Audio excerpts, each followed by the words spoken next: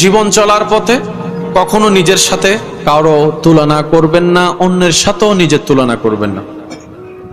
আপনি আপনি আপনি অন্য হতে যাবেন কেন? আপনার জায়গায় আপনি শ্রেষ্ঠ, সে আপনি যাই করেন, যে এলাকায় থাকেন, যে পরিবারে আপনার জন্ম, আপনি আপনার জায়গায় শ্রেষ্ঠ, উনি উনার জায়গায় শ্রেষ্ঠ। আল্লাহর বান্দা প্রত্যেকজন, নবীর উম্মত প্রত্যেকজন আপন আপন জায়গায় শ্রেষ্ঠ এবং বাদশা। সুবহানাল্লাহ। কখনোই অন্যের সাথে নিজেকে তুলনা করে হিসাব করবেন না, কারণ এই তুলনাটা আসে শয়তানের পক্ষ থেকে। কারণ এখান থেকে আপনার হতাশার সৃষ্টি হয়।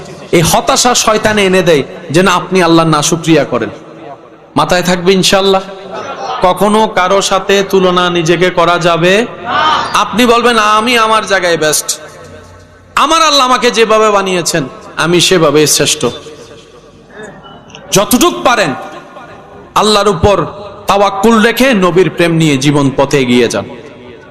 আপনার জন্য যা রিজিকে বরাদ্দ আছে, সবাই মিলে যদি আপনার দুশ্মনী করে আপনাকে নামাতে চায়, সে স্থান থেকে কখনো নামাতে পারবে না যে স্থানে আপনার রব আপনাকে দেখতে চায়। ওই স্থান থেকে কেউ সরাতে পারবে না। তো টেনশন কি? একজন রব আছে না নাই? আর একটু জোরে বলেন, একজন মালিক আছে না নাই?